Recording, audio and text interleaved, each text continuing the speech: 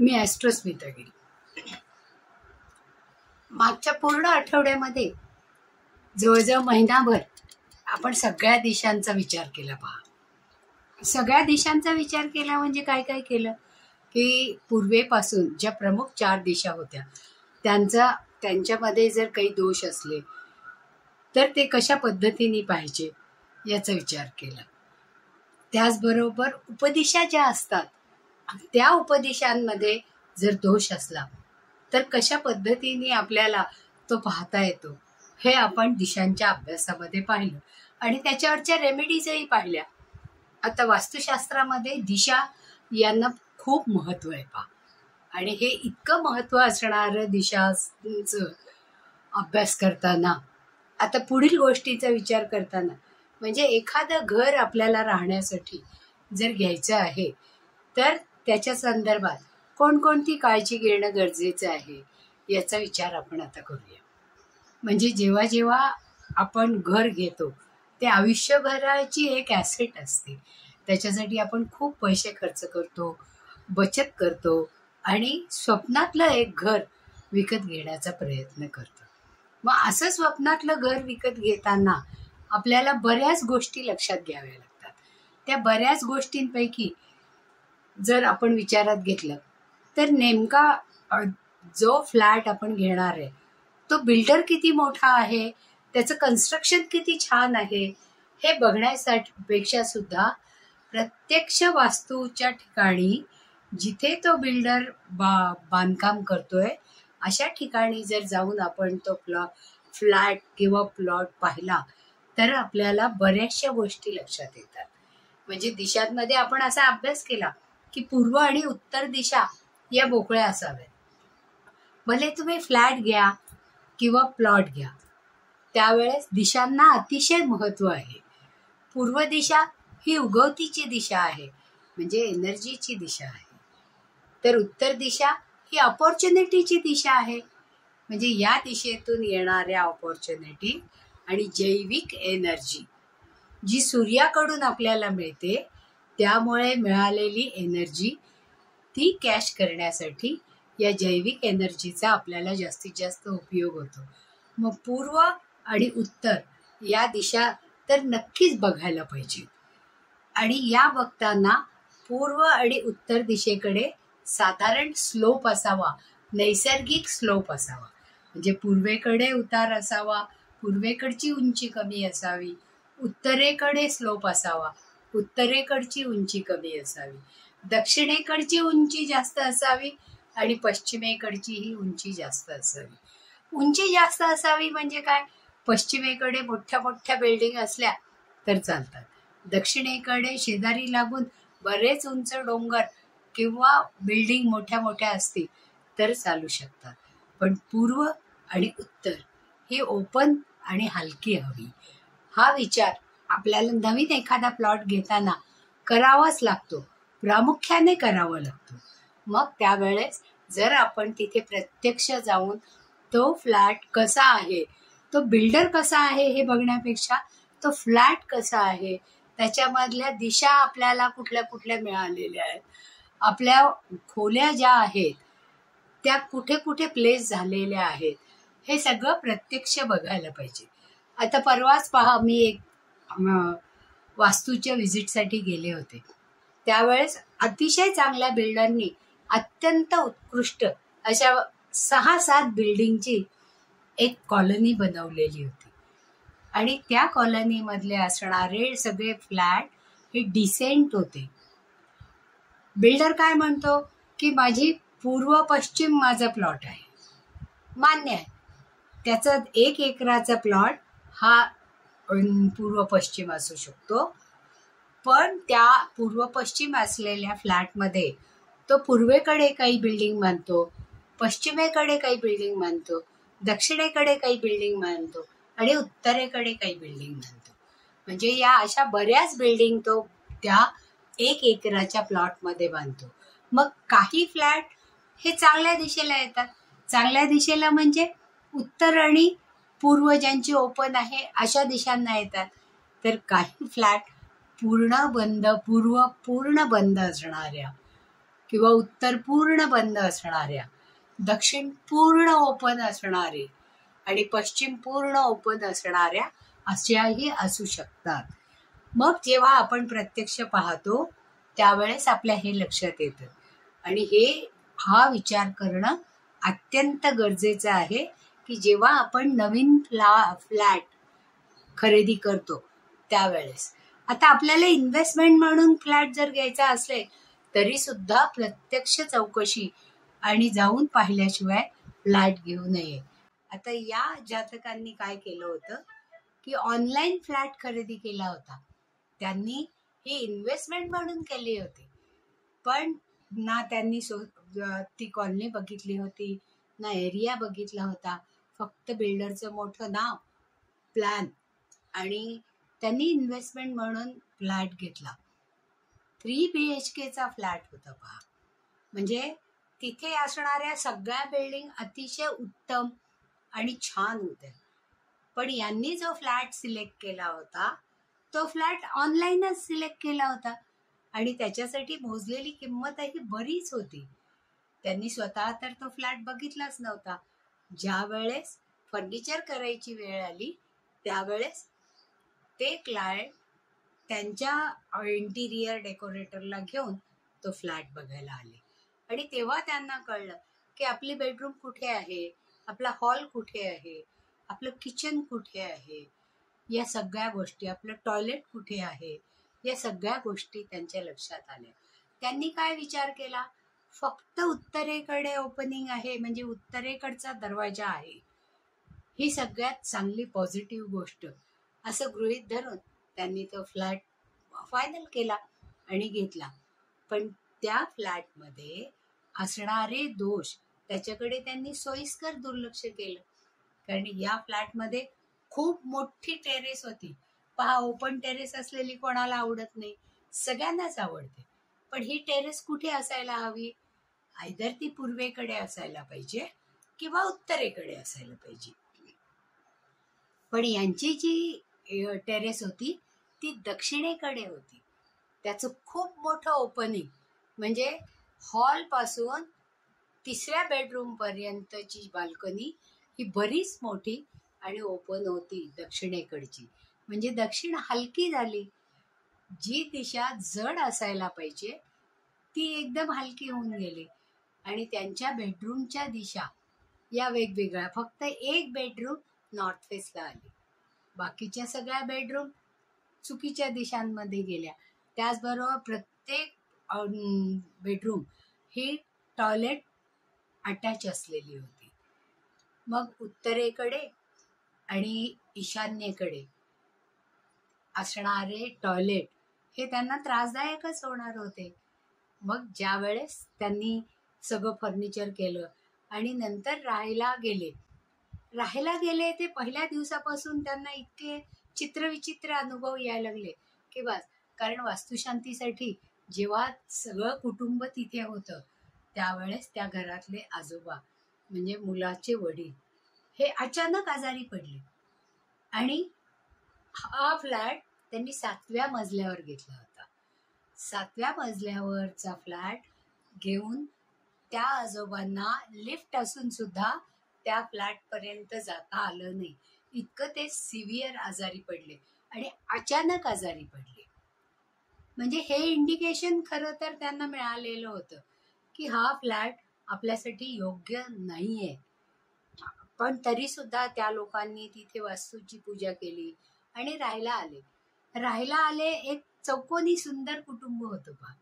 कुटुंब आहे, पण त्या कुटुंबामध्ये तिथे आल्यापासून इतके मतभिन्नता सुरू झाली आणि घरातली सगळी अशांतता निघून गेली. खरं तर अगोदर ते भाड्याच्या घरात राहत होते, पण त्या घरामध्ये असणारा त्यांचा एकोपा इथे पूर्ण निघून गेला होता. म्हणजे इतकं प्रशस्त घर होतं, प्रत्येकाला सेपरेट बेडरूम होत्या, तरी सुद्धा एकमेकांची ताळमेळ नव्हता. कारण प्रत्येक दिशा या विरोधात गेलेल्या दिशा होत्या आणि त्यांचं वर्क फ्रॉम होम होतं. चांगल्या अमेरिकन कंपनीमध्ये नोकरी करणारे हे सद्ग्रस्त त्यांनी ऑफिस घरीच केलं होतं ते ऑफिस सुद्धा चुकीच्या दिशेमध्ये होतं, कारण त्यांच्या बेडरूममध्येच त्यांनी ऑफिस केलं होतं आणि ते ऑफिस दक्षिण पश्चिमेकडे त्यांनी ठेवलं होतं आणि ते पश्चिमेकडे आणि दक्षिणेकडे तोंड करून बसत होते.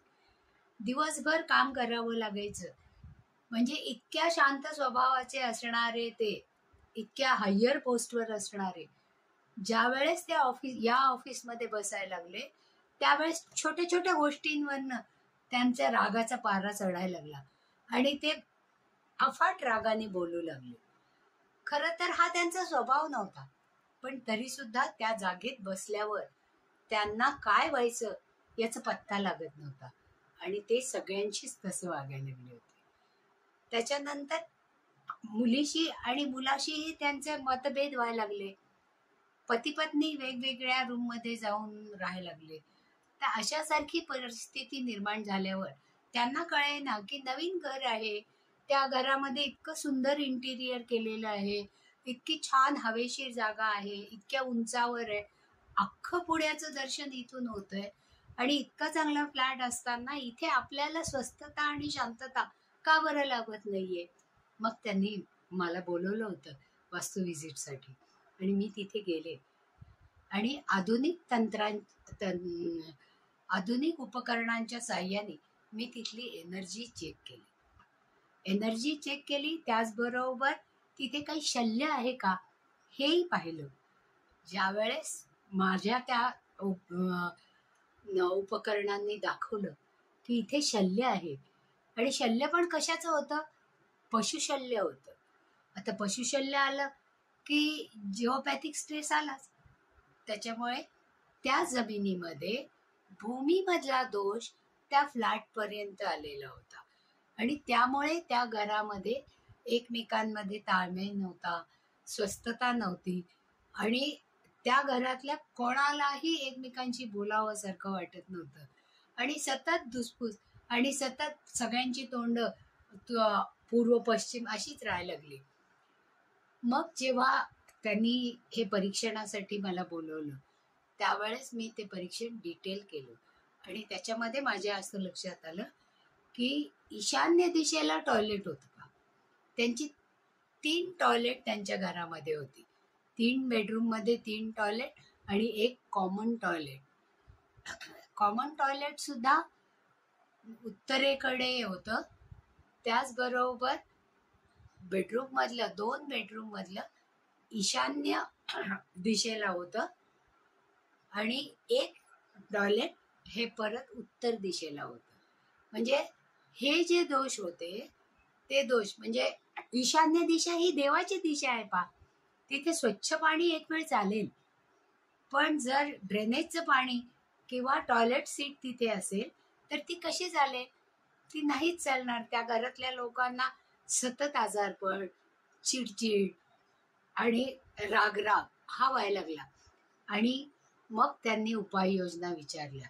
त्याच्यासाठी पहिल्यांदा त्या शल्यावर उपचार करणं गरजेचं होतं. त्याचप्रमाणे ईशान्य आणि उत्तर दिशा हे सुधारणं गरजेचं होतं. त्याचबरोबर दक्षिणेकडची जी मोठी टेरेस होती त्या टेरेसवरही रेमेडीज करणं गरजेचं होतं. मग या सगळ्या रेमेडीज करायच्या, तर त्याची पूर्ण कल्पना त्यांना देण्यात आली. म्हणजे ज्या वेळेस वास्तू व्हिजिटसाठी मी गेले त्यावेळेस जेव्हा एंट्री केली त्यावेळेसची कुंडली मांडली आणि त्या कुंडलीप्रमाणे त्या घरामध्ये नेमके कोणते दोष आहेत हे त्या कुंडलीवरनं लक्षात आलं आणि ईशान्येच्या या दोषामुळे तो जो ग्रहस्वामी होता त्याला अचानक एक ऍक्सिडेंट झाला आणि ऍक्सिडेंट झाला तो इतका सिव्हिअर झाला की त्यांच्या डोक्याला मार लागला, मेंदूला मार लागला आणि त्यांना मोठं ऑपरेशन करावं लागलं आणि हे ऑपरेशन झाल्यानंतर त्यांना रुटीनला येण्यासाठी जवळजवळ पूर्ण 3 महिने लागले. म्हणजे ईशान्येमधला हा दोष किती मोठ्या प्रमाणामध्ये त्यांच्यावर हावी झाला पहा आणि त्यातून ते सही सलामत बाहेर आले, कारण देवघराची दिशा त्यांची अतिशय उत्कृष्ट होती. म्हणूनच म्हणजे अगदी 45 डिग्री जिथे देवता असायला पाहिजे त्याच कॉर्नरला देवघर केलेलं होतं आणि त्या देवघरामध्ये देवांची प्रतिष्ठापना केलेली होती. त्यामुळे इतका मोठा ॲक्सिडेंट होऊनही ही व्यक्ती त्यातून सही सलामत बाहेर आली. आणि ती आल्यानंतर मात्र मग त्यांच्या लक्षात आलं की या वास्तूमध्येच काहीतरी गडबड असण्याची शक्यता आहे. मग ती गडबड नक्की कुठे होती? तर दिशांचे हे जे दोष होते ते प्रामुख्याने जाणवले. मग ईशान्येच्या आणि उत्तरेच्या या ज्या टॉयलेट होत्या त्यांच्यासाठी दिशा सुधार यंत्र हे लावणं गरजेचं होतं. त्याप्रमाणे ते सुचवलं गेलं. त्याचबरोबर दक्षिणेकडची जी मोठी टेरेस होती ती बंद कशी करायची, त्याच्यामध्ये जडत्व कसं निर्माण करायचं आणि त्याला कशा पद्धतीने ट्रीटमेंट द्यायची हेही सुचवलं गेलं. त्याचबरोबर घरामध्ये अजिबात एनर्जी नव्हती. मग ती एनर्जी मिळवण्यासाठी ब्रह्मस्थानामध्ये ब्रह्मस्थान ॲक्टिवेशन केलं. त्याचबरोबर या घराची दिशा, या मुख्य दिशा फिरलेल्या होत्या. म्हणजे मुख्य दिशा जशा पूर्व पश्चिम उत्तर दक्षिण या समोरासमोर असायला हव्या, त्याऐवजी त्या घराच्या दिशा ईशान्य आणि नैऋत्य, आग्नेय आणि वायव्य अशा दिशेला होत्या मुख्य दिशा. त्यामुळे या घराला विदिशा असं म्हणलं जातं. आणि मग या विदिशामुळे त्या घरामध्ये असणाऱ्या दोषांमध्ये ही भरच पडली होती. मग या विदिशेसाठी पंचशीर्षाची स्थापना करा असं सांगितलं होतं. आणि ती करण्यासाठी जास्तीत जास्त लवकरात लवकर या रेमेडीज जर करून घेतल्या तर तिथली एनर्जीही इन्क्रीज होणार होती. आणि ज्या वेळेस हे सगळ्या रेमेडीज पूर्ण केल्या त्याच्यानंतर त्याच यंत्रांवर जेव्हा पुन्हा एनर्जी घेतली गेली त्यावेळेस ती एनर्जी वाढलेली दिसली आणि प्रत्येक दिशेतले दोष हे कमीत कमी झालेले दिसले. तरीसुद्धा त्यांना जो सल्ला दिला गेला की शक्यतो या घरामध्ये या रेमेडीज तुम्ही केल्या तरी तुम्ही राहू नका, आणि त्यांनी हे मान्य केलं. पण दुसरं घर येईपर्यंत या घरामध्ये राहणं गरजेचं होतं. म्हणून या घरामध्ये त्यांनी या सगळ्या रेमेडीज करून घेतल्या आणि आता त्यांना शांततेचा अनुभव यायला लागला. पहिल्यांदा जर काय केलं असेल तर त्यांची जी ऑफिसची बसण्याची जागा होती ती सगळ्यात पहिल्यांदा बदलली. ती उत्तर आणि पूर्वेकडे गेली की ज्याच्यामुळे पहिल्यांदा त्यांना एका जागेवर बसून शांततेने काम करावं असं वाटायला लागलं. 8 दिवसामध्येच त्यांचा फोन आला की मला ना आता इथे खूप बरं वाटतंय आणि माझं कामामध्येही लक्ष लागतंय, माझी चिडचिड कमी झाली. म्हणजे या ज्या रेमेडीज आपण करतो त्या अत्यंत उपयोगाच्या असतात.